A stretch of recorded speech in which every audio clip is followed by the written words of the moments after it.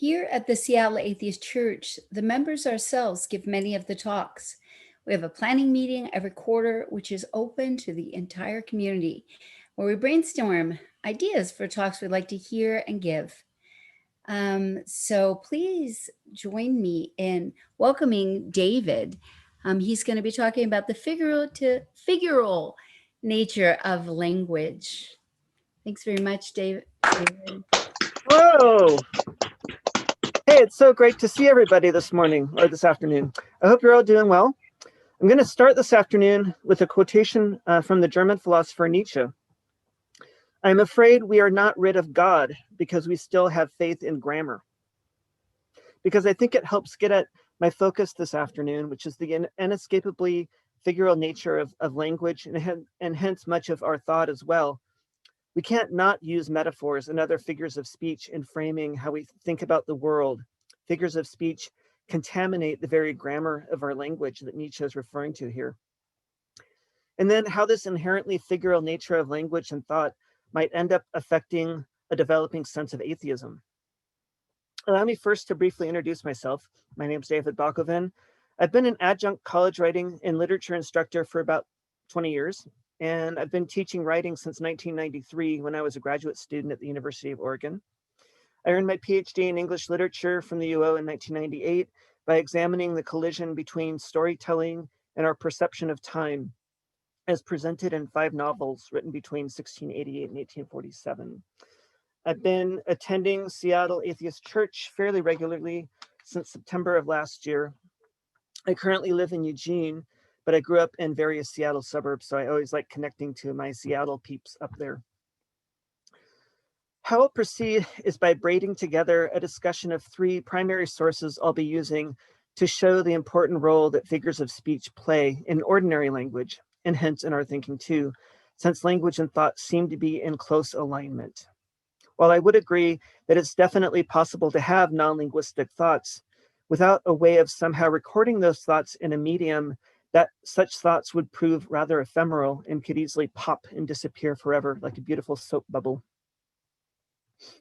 Then I'll use this insight about language and thought to investigate, or really just sketch out in a very cursory way, really, a potentially complicated aspect of human experience, God. The 3 primary sources I'm using to inform this talk include the book Metaphors We Live By, which is by the linguist George Lakoff and philosopher Mark Johnson, the essay The Word Weavers, the World Makers by educational and media theorist Neil Postman, and the essay Figures and Tropes by literature professors Andrew Bennett and Nicholas Royal. By the way, I've created a list of references for the talk in case you'd like to investigate this body of work for yourself, and I'm going to go ahead and paste that into the chat right now.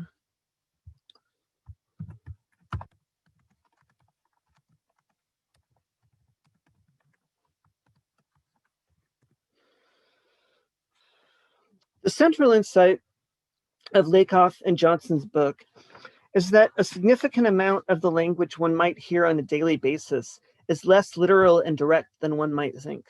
Expressions in ordinary language often contain a hidden metaphorical content.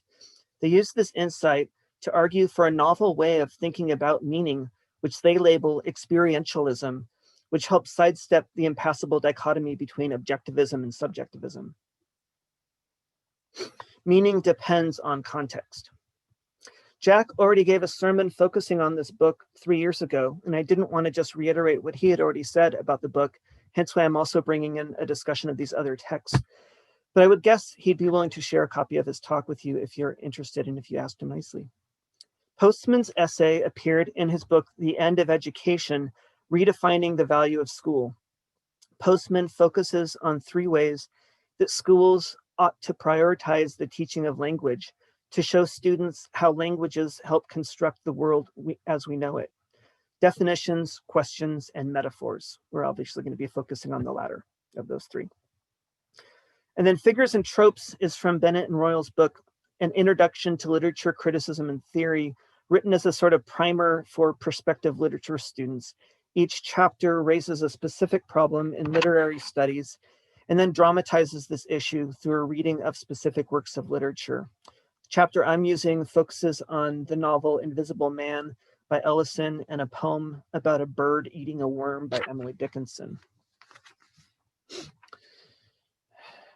Bennett and Royal also introduced Nietzsche into the discussion, his famous quote about truth being essentially a series of various figures of speech that we've sort of gotten used to and sort of forget that they are figures of speech. And then I will be returning to Nietzsche again near the end of the talk today. All right, so that metaphors and other figures of speech exist is probably not a huge revelation. Many of us probably gained some exposure to them in a high school English classes unit on poetry.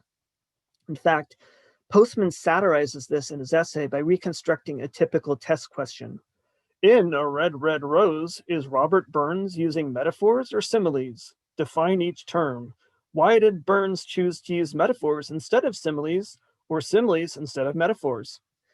To which Post responds, how the hell should I know? By the way, Postman's response is itself yet another figure of speech, a rhetorical question, or epiplexis is the technical term, and that he really doesn't want to know the answer to his own question. To use Wikipedia's definition for figures of speech, the term refers to language that entails an intentional deviation from ordinary language use in order to produce a rhetorical or aesthetic effect. Some of the more familiar ones include metaphor proper, referring to one thing in terms of another. If I were to say that President Biden's first day in office signing a bunch of executive orders meant to bury Trump's agenda was a home run, I'd actually be using two different metaphors there, burying and home run from baseball. Simile, very similar to metaphors, but using explicit comparative words such as like or as. And then Synecdoche is another pretty common one. That's where a part stands in for a whole. So if you were to refer to a worker, you might say a hired hand. And so, you're focusing on just their hand in that figure of speech, but really, it's the whole person that you're referring to by saying hired hand. So what exactly is the problem again? The dream of many who ascribe to a scientific worldview, many of us, in other words, is to find a sort of pure language that has been exorcised of its figural demons, a language that means what it says, damn it. It's easy to see why. In propositional logic, there are two main ways to guarantee the value of an argument: a valid structure, and then also the truth claims of the premises. Unfortunately, establishing the absolute truth value of premises proves more difficult than one might imagine, enabling the creation of structurally valid arguments that are ultimately nonsensical in meaning. For example, God is love. Love means never having to say you're sorry. My wife never apologizes to me. Therefore, are you following this little twisted chain of reasoning? My wife is God, which is obviously not the case. God is love is a metaphor. It's not meant to work as a premise in a purely logical deductive argument. The problem is, as the three main texts that I'm looking at this week show, the more you start looking at language, the more one finds figures of speech staring back at you. When I was writing this presentation, for example, I became intensely worried that I'd be wasting all y'all's time. Of course, the notion of wasting someone's time is itself part of the issue. In metaphors we live by, this is one of the primary cognitive metaphors that Lakoff and Johnson examine. Time is money. You're wasting my time, or you need to budget your time better, or how do you spend your time? Expressions such as these pepper our everyday use of language. Other cognitive metaphors that Lakoff and Johnson focus on include ones such as argument is war, understanding is seeing. So like if I said, do you see what I mean? A person who has visual impairment would be able to understand me just as clearly, just because they can't see. And then the conduit metaphor of meaning, the idea that the meaning of a word is in the word itself and can be transferred to another person through communication. In his essay, Neil Postman, inspired by the novel Erewhon by Samuel Butler, notes that even basic verbs such as to be, to have, or to do have an underlying metaphorical content. Quote, we believe that there are certain things that people have, such as intelligence or diseases, certain things that people do, such as drugs or witchcraft, even certain things people are, such as good or an accountant. These beliefs do not necessarily reflect the structure of reality. They simply reflect a habitual way of talking about reality. End quote. Postman reflects on how strange it is to consider intelligence as something that one has. Prepositions, too, often have an implied metaphorical content to them that can become sort of weird if you think about it a little bit. When one begins to perceive the various figural bases of many everyday expressions, it reminds me of something that Deborah Tannen wrote in her work, The Argument Culture. Tannen notes how Americans have a tendency to use military metaphors to describe different public policy issues, a war on drugs or a war on poverty, on terror, etc.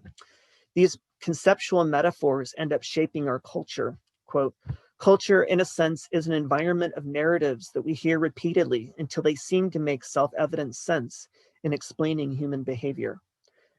Thinking of human interactions as a battle is a metaphorical frame through which we learn to regard the world and the people in it. End quote. The news is not all bad, however. These conceptual metaphors can help shape the perception of our world in positive ways by allowing us to understand something that we may be less familiar with in terms of something that we may know better. To revert to the time is money example, Lakoff and Johnson note, quote, this idea is so widespread, the idea that time is money, that it's considered common sense. And after all, time in our culture is a valuable commodity. It's a limited resource that we use to accomplish our goals. Because of the way that the concept of work has developed in modern Western culture, where work is typically associated with the time it takes and time is precisely quantified, it has become customary to pay people by the hour, week, or year. These practices are relatively new in the history of the human race, and by no means do they exist in all cultures. They have arisen in modern industrialized societies and structure our basic everyday activities in a very profound way. Corresponding to the fact that we act as if time is a valuable commodity, a limited resource, even money, we conceive of time that way. Thus, we understand and experience time as the kind of thing that can be spent, wasted, budgeted, invested wisely or poorly, or saved. So far, so good. In fact, Postman recommends that students learn the key metaphors at the heart of the academic disciplines they want to study. He writes, a student cannot understand what a subject is about without some understanding of metaphors that are its foundation. For example, the Big Bang in physics, or flow we talk about in writing all the time. I don't know what that even means, and I'm a writing instructor. But the problem with the figural nature of language is that while cognitive metaphors do enable us to see unfamiliar things in familiar ways, they also act as a sort of blinder. One of the problems with time is money, for example, is that it doesn't account for someone who might work harder and reward them for being more efficient in the same amount of time as a slacker. Lakoff and Johnson go on, quote, but the metaphor of time is money only provides us with a partial understanding of what time is. In doing this, it hides other aspects of the concept. For example, time isn't really money. If you spend your time trying to do something and it doesn't work, you can't get your time back. There are no time banks. I can give you a lot of time, but you can't give me back the same time, though you can give me back the same amount of time, and so on. Thus, part of the metaphorical concept does not and cannot fit. If our concepts structure what we perceive, how we get around in the world, and how we relate to other people, then it is incumbent upon us to make sure the metaphors we use capture beneficial aspects of the concepts we want to emphasize. This metaphorical construction of our concepts is a process of a negotiation of meaning. To negotiate meaning with someone, you have to become aware of and respect both the differences in your backgrounds and when these differences are important. You need enough diversity of cultural and personal experience to be aware that divergent worldviews exist and what they might be like. Hopefully, you can communicate unshared experiences with others in a way to achieve mutual understanding. Hence, new metaphors are capable of creating new understandings and therefore new realities.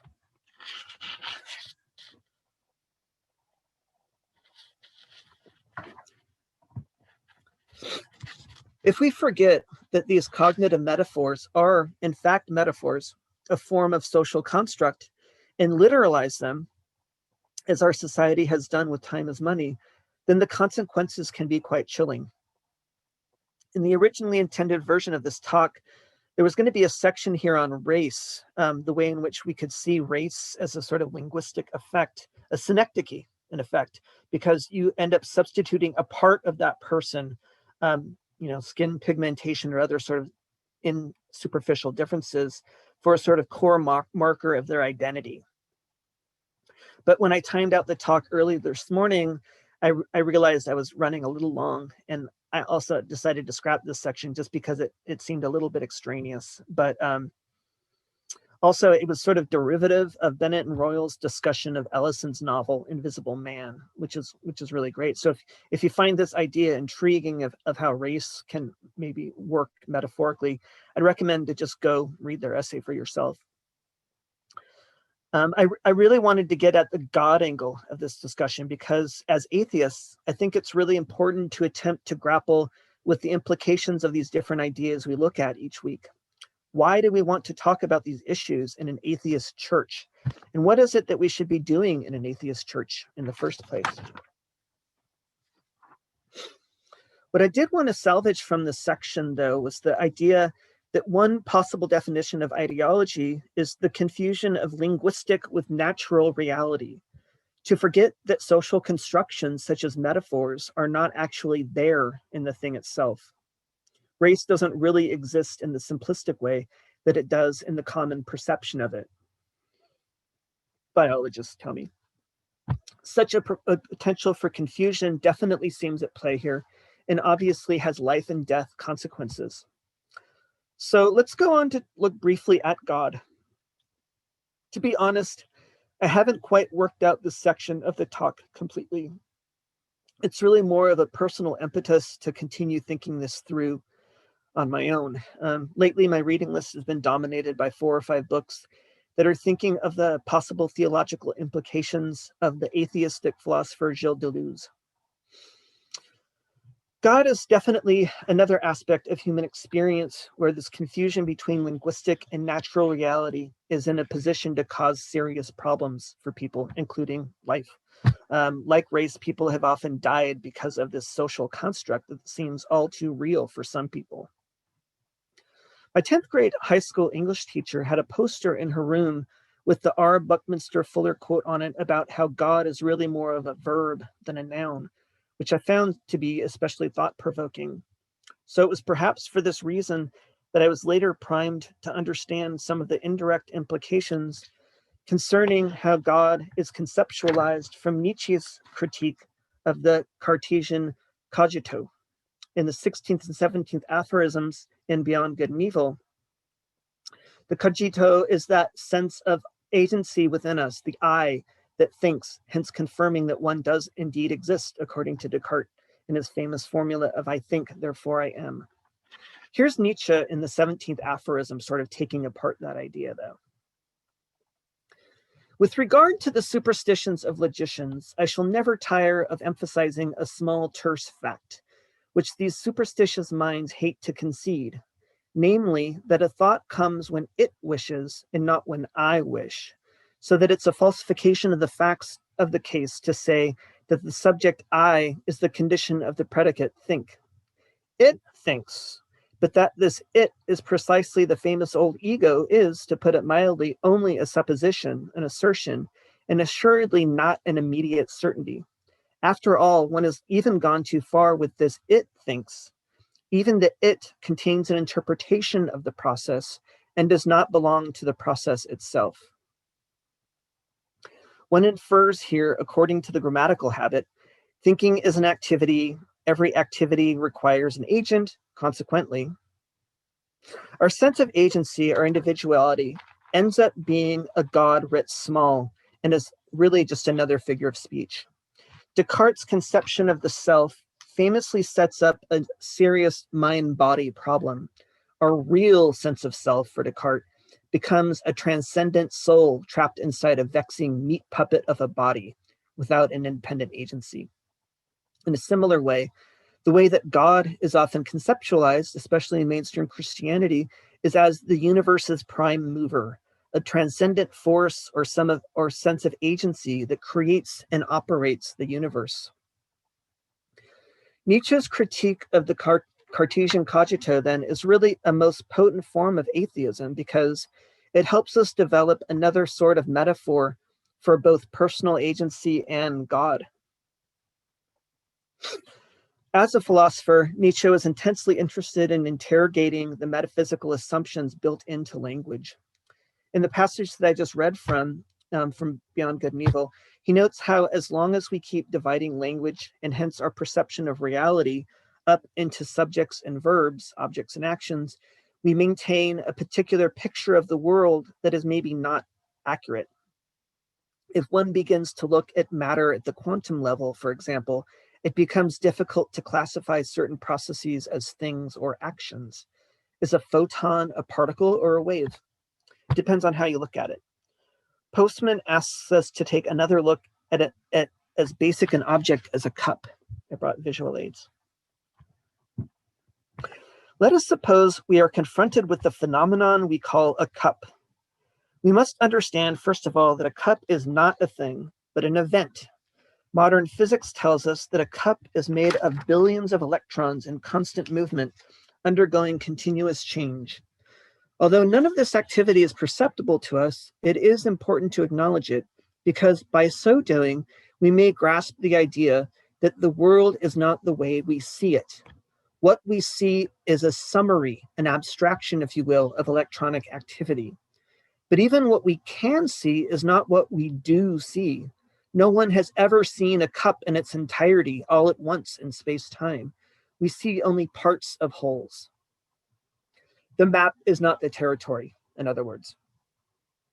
Seeing God similarly as a kind of cognitive metaphor, I think we ought to work towards a less transcendent and more immanent understanding of how the universe works, maybe in closer alignment with the Chinese notion of the Tao. But that's the subject for a different talk. Thanks. I am going to paste in some questions for you. I'm going to leave you with some questions that have been weighing on my mind, although of course you're welcome to frame your own comments and questions in the discussion period of today's service. Let me go ahead and do that real quick. Thank you, David. Can everyone please unmute your microphone for a moment and let's have a round of applause.